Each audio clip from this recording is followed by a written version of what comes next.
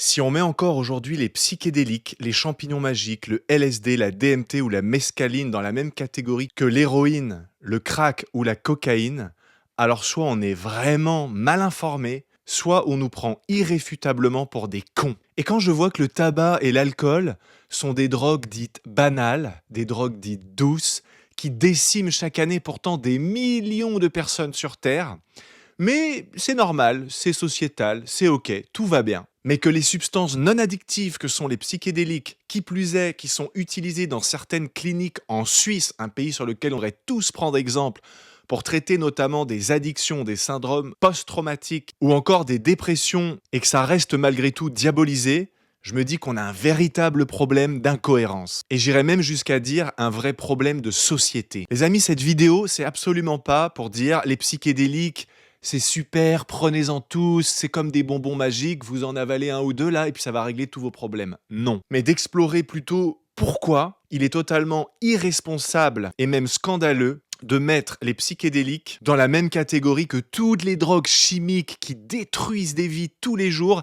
incluant également le tabac et l'alcool. Est-ce que vous savez, par exemple, que les psychédéliques ne créent aucune addiction sur le plan physique, physiologique ou chimique? Ça n'existe pas de se réveiller un matin et de se dire tiens, vite, il me faut ma dose d'LSD, de champignons ou d'ayahuasca. Ça n'existe pas, ce n'est pas moi qui l'invente, ce sont les recherches scientifiques, bien que là-haut, ça doit bien les emmerder de le reconnaître. D'ailleurs, les overdoses, c'est-à-dire le risque de mourir suite aux conséquences d'une prise de psychédéliques, sont quasiment de l'ordre de zéro. Je ne dis pas que ça n'existe pas les accidents, attention, on n'est pas là pour faire l'apologie des psychédéliques, je dis que si c'est bien fait, bien encadré, le bon set and setup, c'est-à-dire le bon environnement, les bonnes personnes, la bonne disposition d'esprit, le bon accompagnement, le bon dosage bien évidemment, eh bien le risque de mort est quasiment inexistant. Évidemment, comme disait Terence McKenna, qui a été un des précurseurs dans les années hippies de l'exploration de la conscience via les prises de psychédéliques en masse, et que son frère d'ailleurs a énormément documenté et continue de le faire aujourd'hui, Terence McKenna disait « La stupidité a un prix. Tu bois un verre de vodka, personne ne meurt d'un verre de vodka, même pur. Bon, sauf peut-être si tu le donnes à un bébé. Et on va parler des bébés après et des psychédéliques et tu vas voir, tu vas être choqué quand je vais t'apprendre quelque chose que j'ai découvert sur un voyage au Brésil. Mais revenons à nos moutons. Tu bois une bouteille de vodka entière, qui plus est cul sec, t'es quasiment certain que tu vas crever. Donc, les psychédéliques, c'est la même chose. La stupidité a un prix. C'est évident que si tu prends 15 grammes de champignons secs, des Mexicains bien corsés, tu vas pas, je pense, selon moi, mourir d'overdose, mais tu peux mourir de panique. Tu peux mourir parce que là, effectivement, tu peux te défenestrer ou que sais-je, ce qui n'arriverait pas dans une dose contrôlée et dans un environnement sécurisé. Donc oui, la stupidité a un prix, mais si on respecte les règles, selon moi, je dis pas que le risque zéro n'existe pas, il y a toujours une exception qui confirme la règle, mais comparé au tabac, l'alcool, la cocaïne et tout ce que tu veux, mais pour 1000 morts à telle ou telle substance, t'en as combien? Un pour une prise de psychédélique, et encore, je pense que c'est même moins que 1%, tu vois. Alors je sais, ça sonne très apologie de la drogue, j'ai dit précédemment que c'était pas le cas de cette vidéo, mais reste bien jusqu'à la fin et tu vas tout comprendre. Ici, on est dans un vrai débat de citoyens, on n'est pas dans un débat de néo-junkie en manque de sa dose matinale, tu vois. Donc un débat de citoyens honnêtes, et si tu me connais un minimum, eh bien sur cette chaîne, nous sommes des citoyens qui avons un attrait particulier pour l'ouverture de la conscience, de l'esprit, du cœur, du corps et même de l'âme. Ici, on a affaire à des gens qui sont quand même évolués spirituellement et intellectuellement, d'accord? Et ici, nous sommes une communauté de gens qui avons un attrait, eh bien, pour l'exploration de la conscience, les autres dimensions, la spiritualité, la rencontre avec nos parts d'ombre, nous connaître en profondeur pour pouvoir nous accepter exactement et tels que nous sommes, ou encore l'incarnation de la totalité de notre potentiel physique, psychique, émotionnel et spirituel. Moi, en ce qui me concerne, j'ai pris plus de 110 prises de psychédéliques dans ma vie en l'espace de 3 ans. Après, j'ai un petit peu levé le pied, justement parce que je pense que je n'avais plus besoin. Bien évidemment, dans mon cas, ça cachait quand même une certaine fuite. L'addiction physique, je répète, est impossible, mais il y avait une autre forme d'addiction dont on reparlera juste après. Je ne suis jamais tombé addict, d'accord? Au contraire même, ça m'a permis de me libérer d'une addiction au cannabis que je traînais depuis 14 ans et que rien de conventionnel n'arrivait à guérir. Aujourd'hui, je ne fume plus de cannabis et mieux encore, je vais même te dire un truc qui va choquer les scientifiques qui sont parmi nous, c'est que quand tu es addict à une substance, même si tu arrêtes pendant 10 ans, tu reprends une taffe ou un verre de ta substance qui t'a rendu addict ou de ta poudre magique et c'est bon, tu repars. Moi, aujourd'hui, je vais pas te mentir, je suis capable de fumer un petit pet de temps en temps. Voilà, comme ça, un comme ça, deux comme ça, et ne plus du tout y toucher derrière, ce qui avant n'était pas le cas, c'était impossible. Avant, je mettais un joint dans ma bouche, rien que l'odeur déjà quasiment suffisait à redéclencher l'addiction. Bizarre, d'après la science, une addiction, tu ne peux pas t'en libérer, tu te la trimbales à vie. Faux, les psychédéliques changent la chimie de ton cerveau, créent des nouvelles connexions neuronales. Mais contrairement au cannabis qui crée des connexions neuronales qui sont vraiment pas terribles, le LSD par exemple crée des nouvelles connexions entre tes neurones. Et d'ailleurs, en parlant de connexions entre les neurones et de LSD, la Silicon Valley, qui est quand même le berceau de la tech, de l'innovation sur cette planète, alors c'est évidemment difficile à prouver, mais il y a de très fortes rumeurs, et si tu creuses un peu, il y a même plus que des rumeurs, apparemment, ils sont tous sous microdose d'LSD. Steve Jobs ne s'en cachait pas, il a consommé beaucoup d'LSD au départ de la création d'Apple, etc., dans les années hippies. C'était lui-même un hippie d'ailleurs. Ça m'étonnerait même pas qu'avant de dealer des smartphones, il ait dealé des gouttes, mais bon, bref, ça, tu me diras dans les commentaires ce que t'en penses. À la Silicon Valley, Elon Musk, on l'a vu arriver avec un gros pétard. Bon, ça, c'est pas terrible, le joint en vrai. Sauf si c'est occasionnel et que c'est fait dans une façon un peu, tu vois, traditionnelle, cérémoniale et chamanique, puisqu'à la base, le cannabis, si c'est bien utilisé, ça se rapproche vraiment dangereusement des psychédéliques, tu vois.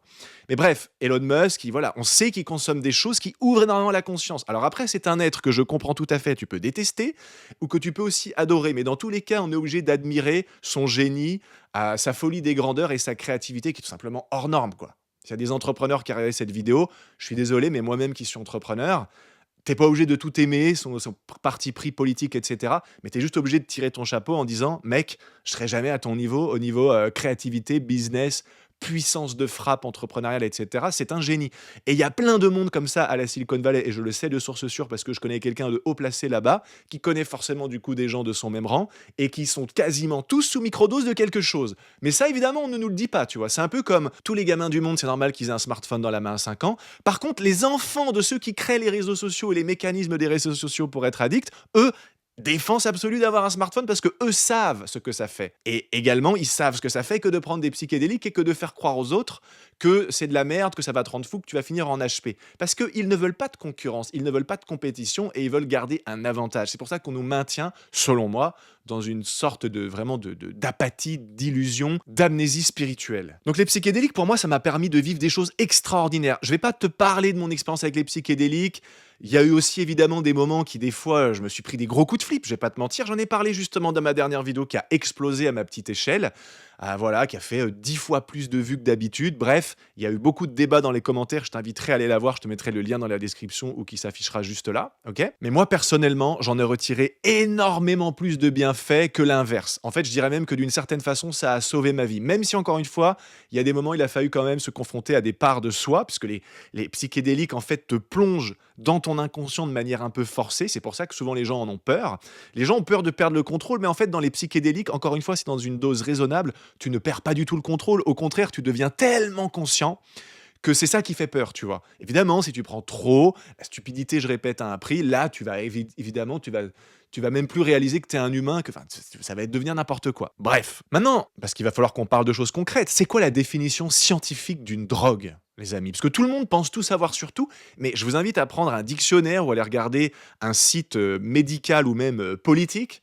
C'est quoi une définition de la drogue? Donc une substance psychoactive, c'est quoi? Pour comprendre ce qu'est la définition de la drogue, je ne vais pas prétendre que je connais la définition par cœur et au risque de me tromper, parce que je connais les petits gendarmes d'Internet, je vais te lire la définition qui est juste là sous mes yeux. Une substance psychoactive est une substance chimique qui agit sur le système nerveux central, sympathique, parasympathique, si tu ne sais pas ce que c'est, franchement, tu es dans la merde, j'en ai déjà parlé dans une autre vidéo, et qui modifie une ou plusieurs fonctions mentales, telles que la perception, l'humeur, la conscience, la cognition ou encore le comportement. Donc, le café est une drogue, le tabac est une drogue, l'alcool est une drogue, les antidépresseurs sont une drogue parce qu'ils modifient la chimie de notre cerveau et influencent notre système nerveux. Et les psychédéliques, il est vrai, ce sont également des substances psychoactives, mais qui n'ont pas de toxicité et qui n'ont aucun risque de dépendre d'une addiction. Alors, la petite parenthèse par rapport à ça, c'est que dans mon expérience, et je peux te dire qu'après avoir voyagé 9 ans, exploré plus de 60 pays, et avoir passé une grande partie de ma vie en Amérique latine, du coup là où la culture chamanique est très présente et existait bien avant Nixon et compagnie, ça aussi on en reparlera plus tard, qui sont venus dire « Mon Dieu, les psychédéliques, c'est dangereux, les états modifiés de conscience », eh bien, de tout ce que j'ai vu, tu peux avoir effectivement surtout si tu es mal dans ta peau, si ça va pas bien dans ta vie de manière générale, que tu as un manque d'amour de toi, que tu as des blessures qui sont vraiment très ouvertes, que tu souffres, que tu es vraiment pas bien, tu vois?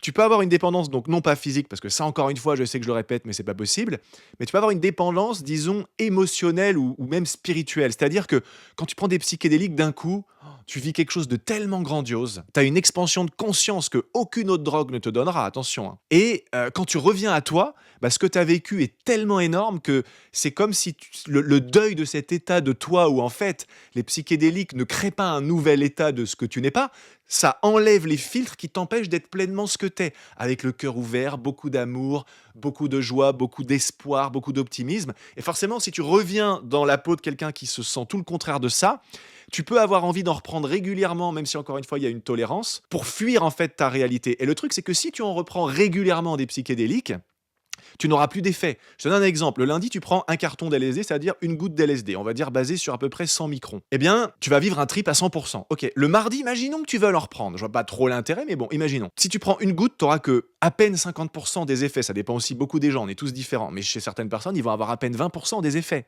du jour précédent. Donc il va falloir que tu prennes au minimum 2 gouttes, voire 3 gouttes pour retrouver les 100% d'effets. Et en réalité, tu n'auras même pas réellement les 100%. Maintenant, si le mercredi, tu veux retrouver les 100% du lundi, ce sera impossible. Ou alors, si tu prends 5 ou 6 gouttes, tu vas peut-être retrouver la moitié de ce que tu as vécu le lundi. Et si tu es vraiment têtu, voire un peu stupide, et que le jeudi, tu décides de vider la bouteille, eh bien non, tu ne vas pas mourir. Et surtout, bah, il y aura quasiment plus aucun effet parce qu'il y a une tolérance. Donc tu vas devoir attendre, ça dépend encore une fois selon les gens, de 2 semaines à un mois, voire plus chez certaines personnes où c'est très fermé et très voilà, en résistance, pour que les effets reviennent à 100%. Petite parenthèse, je vous mettrai la source. Il y a une américaine qui un jour par accident, elle a pris, je crois, des centaines de gouttes, il me semble que c'est 300 gouttes et quelques, de LSD pur.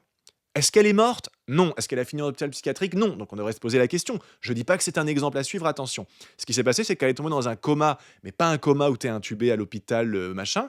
C'est juste en fait un blackout total. Et de temps en temps, elle revenait à elle et elle vomissait. Il y avait un ami qui était resté avec elle parce que bah voilà, elle n'était pas toute seule. Et ça a duré, j'imagine, longtemps, longtemps, longtemps. Et elle est revenue à elle, elle n'est pas morte. Alors après, j'ai pas toute l'histoire. Peut-être qu'effectivement, elle est revenue un peu traumatisée. Mais en même temps, vu qu'elle était complètement inconsciente, le vrai traumatisme, c'est quand tu te confrontes à des parts d'ombre qui sont trop difficiles à gérer. Mais ça, j'en ai parlé dans ma vidéo précédente sur mon expérience avec mes 110 prises de psychédéliques. Donc moi, ce qui m'intéresse en fait dans cette vidéo, c'est de discerner les différents types de drogues.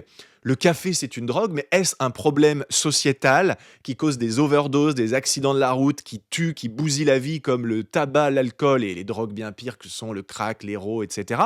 Bien sûr que non. Donc on n'est pas en train de faire une guerre contre le café. Dans ce cas-là, il faut interdire le thé, mon ami, et ça n'a aucun sens. Donc ce dont on parle dans cette vidéo, ce sont les critères d'une drogue problématique. Et quels sont ces critères?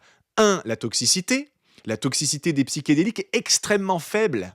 Extrêmement faible. C'est peut-être même la toxicité qui est la plus faible parmi toutes les substances psychoactives qui existent. À la fin de la vidéo, je vous mettrai un tableur qui vous liste les drogues par ordre chronologique des plus meurtrières et des plus destructrices au moins meurtrière et au moins destructrice. Et à ton avis, est-ce que les psychédéliques sont en haut du panier comme on voudrait nous le faire croire? Parce que logiquement, ce qui est en haut du panier, et spoiler alerte, tabac, alcool, ça devrait être interdit. Eh ben non, c'est légal alors que c'est tout en haut. Et les psychédéliques, double spoiler alerte, sont tout en bas. Et là, oh mon Dieu, c'est pire que l'héroïne si tu les écoutes. L'autre critère d'une drogue problématique, c'est l'addictivité. Est-ce que je deviens addict ou pas? On sait, je pense que tu imprimes, hein, mais on sait qu'avec les psychédéliques, ça n'est pas le cas. Et également la destruction physiologique, ton cerveau, tes organes, tes poumons, etc. Tu vois. Mais je dirais même la destruction aussi émotionnelle, psychique, mentale et spirituelle, que tu n'as pas avec les psychédéliques. Au contraire, le risque des psychédéliques, et c'est pour ça que selon moi c'est interdit, et on parlera du président Richard Nixon juste après, de l'époque des hippies et de la guerre au Vietnam, ils ne veulent pas que vous le sachiez, ils ne veulent pas qu'on ait accès à tout ça parce que ce sont des substances qui ouvrent notre conscience, qui nous amènent à penser par nous-mêmes et qui sont tout à fait l'opposé du système actuel mis en place depuis les premiers bancs de l'école où Rockefeller le disait quand on créé le système scolaire à l'époque. Rockefeller disait, moi, je ne veux pas des gens qui apprennent à penser par eux-mêmes. Je veux des bons petits moutons, des bons petits robots bien conditionnés pour arriver à l'heure de 8h30 à 19h et qui posent pas de questions et qu'on peut balader comme ça dans tous les sens. Donc évidemment que les psychédéliques, ça pose un vrai problème de société et un problème politique parce que ceux qui nous gouvernent, ils ont bien vu ça à l'époque des années hippies que, bah non, ça ouvre trop les gens et ça rassemble les gens plutôt que de les diviser. Et on voit bien aujourd'hui qu'on est une société où tout est fait pour nous diviser. Diviser pour mieux régner. Bon, et enfin, concernant les critères d'une drogue vraiment à problème, bah, c'est évidemment la dépendance. Maintenant, je vais vous poser une question et je vais vous inviter à donner votre avis dans les commentaires. Ici, on n'est pas sur un débat BFM Télé, d'accord? Moi, j'ai mon parti pris, je vous amène des arguments. À vous d'amener d'autres arguments, à vous de partager vos points de vue, à vous de dire pourquoi vous en avez peur ou pourquoi, au contraire, vous en avez déjà essayé et vous avez vécu des expériences incroyables. Moi, je supprime rien, je laisse tout. C'est une vraie démocratie, LSDA, la Société des alchimistes. Moi, je vous pose une question simple. Est-ce que les psychédéliques, d'après ce que je vous ai dit là, et la vidéo n'est pas finie, et je vous inviterai à faire vos propres recherches, parce qu'après tout, je suis peut-être un hippie en manque de sa dose qui raconte n'importe quoi, mais je crois que j'ai quand même bien préparé cette vidéo, et surtout, j'ai beaucoup d'expérience dans le sujet. Est-ce que les psychédéliques rentrent dans les critères d'une drogue à problème? Je vous pose vraiment sincèrement la question. Et si c'est le cas, ne trouvez-vous pas ça offusquant que on laisse l'alcool et le tabac au summum de la société, on en fait la promo déguisée bien sûr, mais quand même on en fait la promo dans les films, dans les séries, tout ça, les bad boys, machin, on fume et tout, il y a un vrai problème. Vous vous en rendez compte, j'espère. Encore une fois, je suis pas en train de dire que les psychédéliques c'est 100% safe, que tout le monde devrait y aller et qu'il n'y a pas de risque. Si vous entendez ça, c'est que vraiment vous êtes borné, arrêté sur quelque chose qui n'est pas ce que je suis en train de dire. La cocaïne, le crack, l'alcool, le tabac, il y a ce phénomène qu'on appelle le phénomène de craving. C'est-à-dire, bah, ton corps en réclame. Ça n'arrive pas avec les psychédéliques. Allô, on se réveille quand?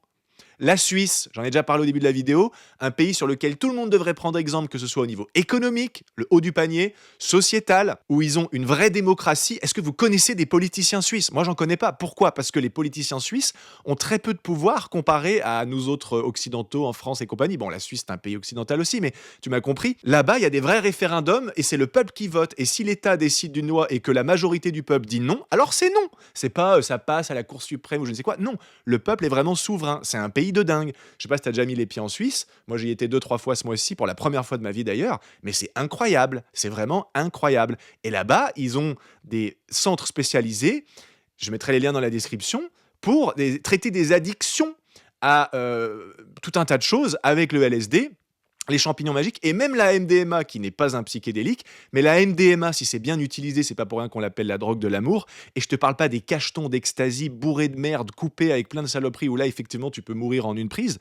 Évidemment qu'en Suisse ils te donnent une pureté de MDMA qui est faite en laboratoire, donc proche de 100%, 99% je pense. Eh bien, on guérit des syndromes post-traumatiques mieux que quoi que ce soit d'autre avec la MDMA. Encore une fois, si c'est bien encadré. Je te dis pas de t'auto-médicamenter avec un produit douteux dans ta chambre. D'ailleurs, un truc qui me fait bien rigoler par rapport à la cigarette. Sur un paquet de clopes à 13 euros, et tu as des pays dans le monde, je crois que c'est en Nouvelle-Zélande ou en Australie, je crois que ça monte à 25 ou 30 balles. Sur un paquet à 13 euros en France, tu sais combien le buraliste, le pauvre petit gars qui travaille et tout, et qui fait son boulot, tu vois, et puis même les, bon, ça, ne sont pas à plaindre, mais les entreprises qui fabriquent les clopes, Philip Morris, etc., tu sais combien ils touchent? Que dalle, parce que l'État, c'est 90% de taxes, un paquet de cigarettes, plus ou moins. Oh, pas de problème. C'est parce qu'on veut vous protéger, on marque fumez-tu. Mais les études comportementales montrent que l'être humain est attiré par l'interdit. Donc moi, je pense que c'est une stratégie marketing déguisée que de mettre des images de mort et des fumées-tu pour te donner encore plus envie de consommer. T'as jamais remarqué que quand un truc est interdit, t'as pas envie de le faire?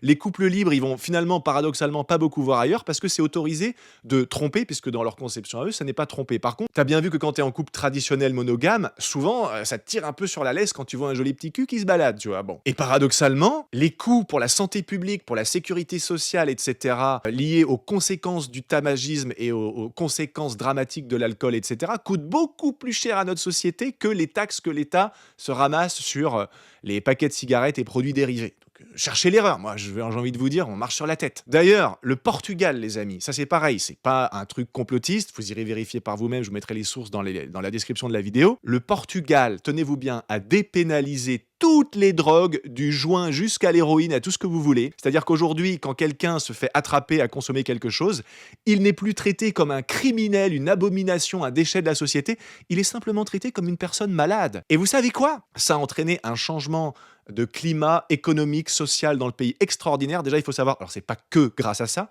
mais il faut savoir que le Portugal, l'année dernière, c'est un des seuls pays au monde qui a affiché un PIB en positif. La France, allô, 300 milliards de dettes, quand est-ce qu'on prend exemple? À côté de ça, le fait d'avoir dépénalisé les drogues au Portugal, ça a fait baissé quand même considérablement, eh bien, le nombre d'addicts, de toxicomanes, et cetera. Parce qu'on a levé les interdits. Allô, allô Macron, Hollande, tout ça. Bon, Hollande, il est plus en service, mais quand est-ce qu'on s'inspire de ceux chez qui ça marche, tu vois? Quand est-ce qu'on arrête de rester figé au Moyen Âge? Et encore qu'au Moyen Âge, je pense que personne te faisait chier si tu bouffais un champignon magique en pleine nature ou avec tes gamins. En parlant de gamins d'ailleurs, moi qui ai beaucoup voyagé encore une fois et qui ai passé beaucoup de temps en Amérique latine, tous les pays d'Amérique latine, il y a une culture du chamanisme qui est ancestrale, qui date des fois de plusieurs milliers d'années, si ce n'est pas dizaines de milliers d'années. Les premières civilisations en Amérique latine, les Mayas, les Aztèques, etc., les Mazatèques et tout, ils prenaient des champignons magiques, ils appelaient ça des molécules qui leur permettaient de se relier à Dieu, au divin, à la grande conscience, tu peux appeler ça comme tu veux. Il y a des États, alors il y a des pays en Amérique latine où c'est pas légal, mais si tu veux, c'est pas légal, mais c'est toujours extrêmement toléré en fait, là-bas, voilà.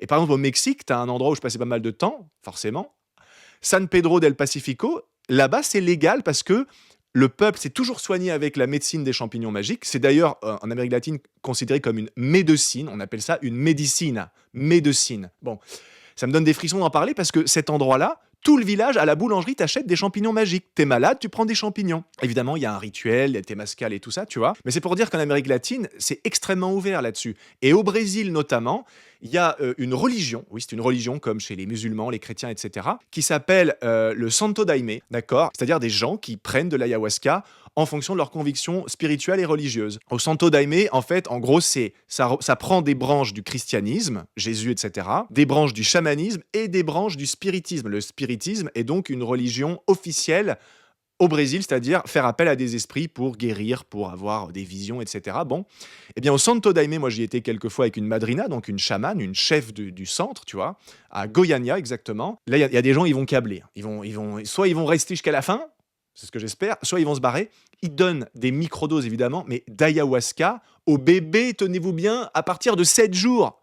Est-ce que ces bébés meurent? Non, sinon ils ne le feraient pas.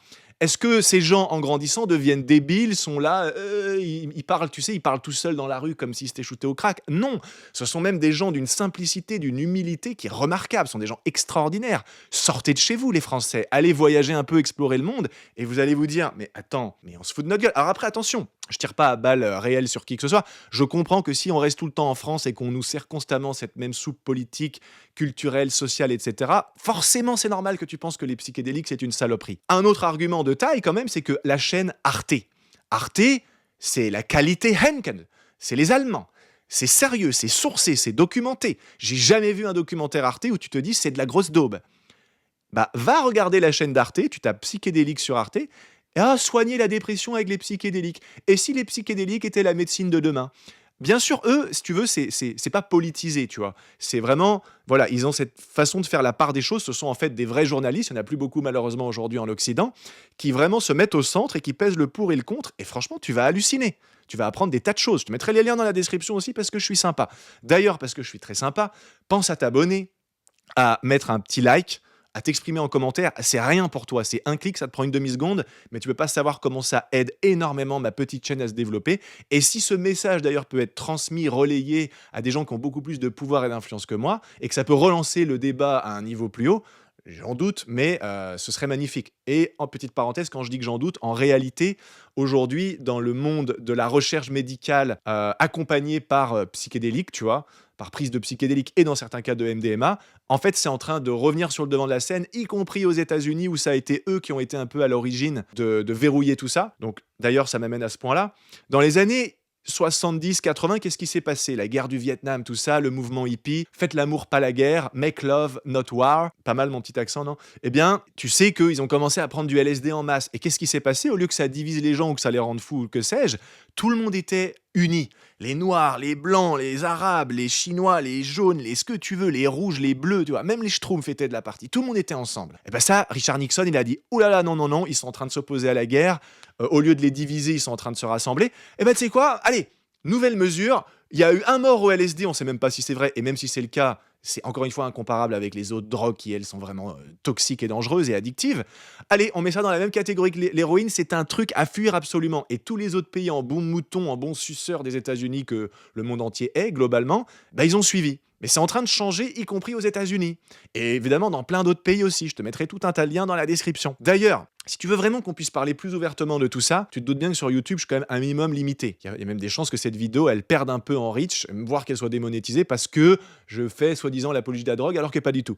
J'ai un canal Telegram, je t'en parle très très rapidement en 2 secondes, c'est gratuit, pas besoin d'adresse mail ou je sais pas quoi. On est bientôt plus de 900 membres, on parle de tous les sujets de la vie et on est tous des passionnés de l'exploration de la conscience sous toutes ses formes. Tout le monde est le bienvenu, il y a aucun message supprimé ou quoi, il y a pas de parti pris, c'est vraiment une vraie démocratie et c'est quelque chose pour ton évolution personnelle, spirituelle, mais même à tout niveau puisqu'on parle de tous les aspects de la vie, business, relations, amour, etc., Dieu, etc. Eh bien, voilà, c'est quelque chose, je pense, le lien dans la description, va faire un tour, si ça te plaît pas, au pire tu te casses, mais c'est vraiment un groupe qui est extraordinaire et d'ailleurs, merci à tout le monde de faire partie de cette communauté incroyable. Maintenant, on reprend. Pour arriver tranquillement à la fin de cette vidéo, je pense que t'as pas besoin de sortir de Saint-Cyr, comme on dit ici en Bretagne, pour réaliser que notre société va de plus en plus mal. Il y a un paradoxe, c'est qu'on est plus avancé que jamais au niveau de la technologie, au niveau des possibilités, tout va beaucoup plus vite, etc. Je sais pas si tu te rends compte, aujourd'hui, tu appelles quelqu'un à l'autre bout du monde, on sait même pas comment ça marche, alors qu'avant, il fallait envoyer un pigeon voyageur au Moyen-Âge. Et t'es même pas sûr que le pigeon délivrait ta lettre parce qu'il était même capable de la bouffer en plein vol. Bref, ou de se perdre, tout simplement. Les dépressions explosent, les suicides, y compris chez les jeunes, ce qui n'existait quasiment pas avant. Moi, je suis né dans les années 90, j'entendais personne se suicider. J'ai jamais connu quelqu'un de mon âge à 12-13 ans se suicider. Aujourd'hui, t'as des gamins de 13 ans, ils poignardent leur professeur. Bref, tu vois bien qu'il y a un vrai malaise. Et pourquoi il y a un tel malaise? D'après moi, c'est parce qu'il y a une vraie amnésie spirituelle sur cette planète. D'où le but de cette chaîne YouTube, c'est de réveiller les gens de cette amnésie spirituelle. Et le but de cette vidéo, c'est de réveiller les gens sur quelque chose qui est en fait pas si dangereux que ce qu'on pense, à condition que ce soit bien encadré.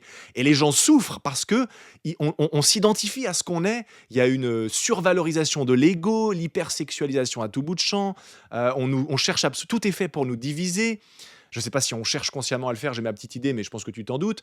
Mais voilà, tu vois, il y a un vrai problème de société et les psychédéliques auraient le pouvoir de vraiment de changer l'avenir d'humanité, littéralement. Moi, je me suis toujours amusé à délirer dans ma tête que, imagine, tu contamines les circuits de distribution d'eau potable et tu mets des microdoses d'LSD et tout le monde est sous microdose d'LSD au même moment sur la planète, mais la fréquence à ce moment-là sur Terre provoquerait un second Big Bang, si tant est qu'il ait vraiment eu lieu, parce que peut-être que là aussi on se fout de notre gueule. Mais bon, on va pas partir trop loin dans le complotisme. Alors après, je suis d'accord, pour revenir à l'Amérique latine, il y a un vrai business de tourisme spirituel, de tourisme d'ayahuasca, notamment au Pérou, où ils prennent 70 personnes dans une cérémonie. Ce sont pas des vrais chamans, ce sont des fake chamans.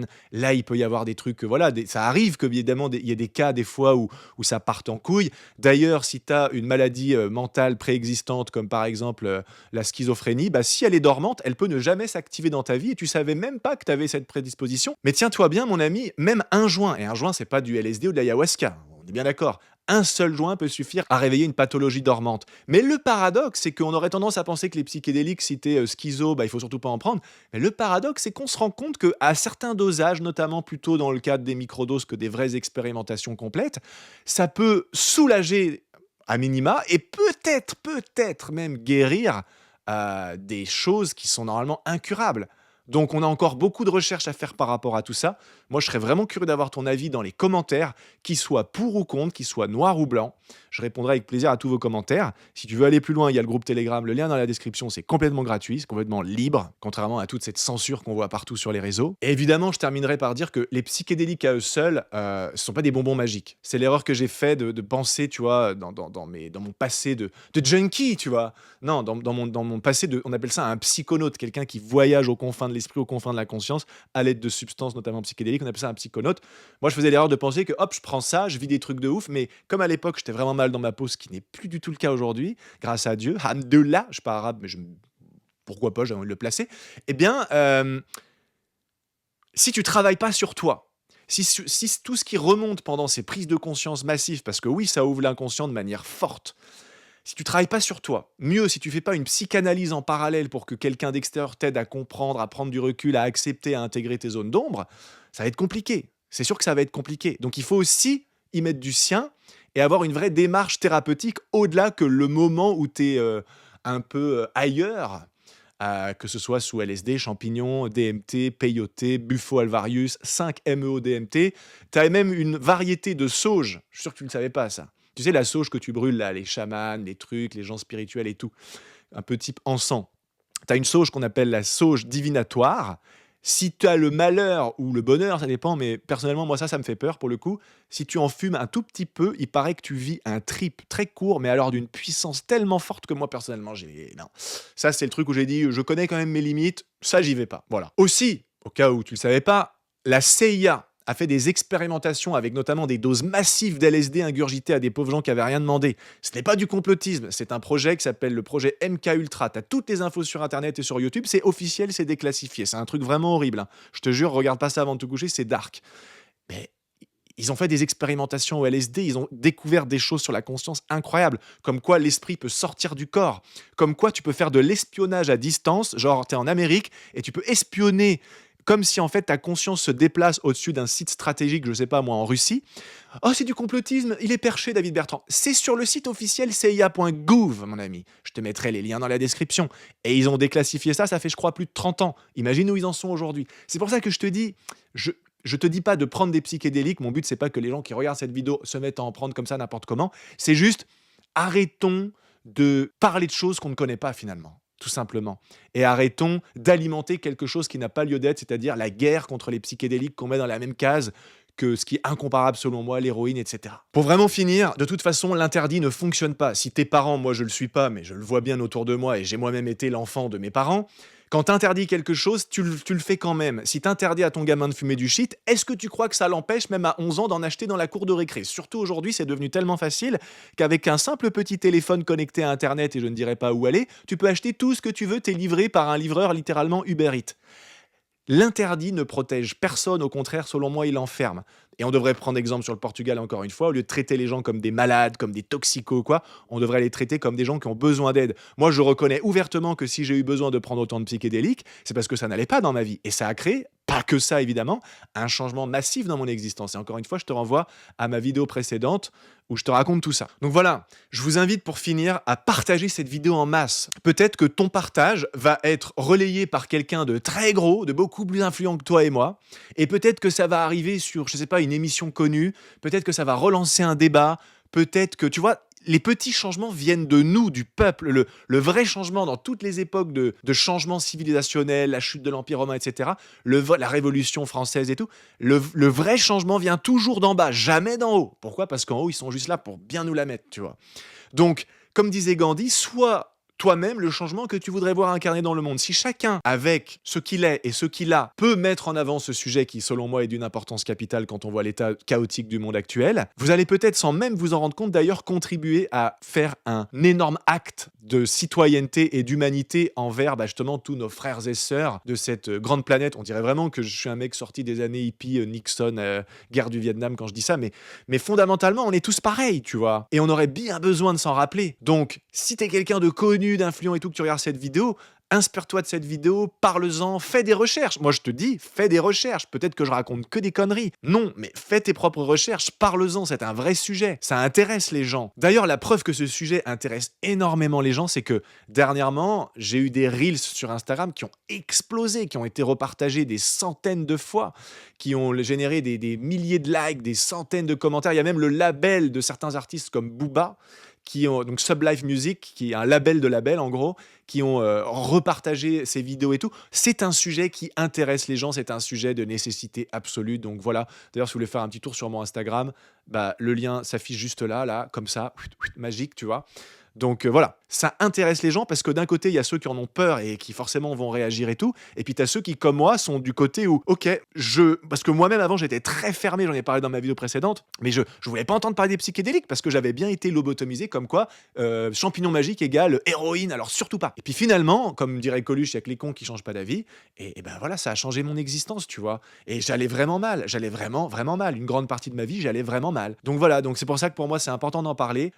Pense à t'abonner, à laisser un petit like, je l'ai déjà dit, mais franchement, ça m'aidera énormément pour le référencement YouTube.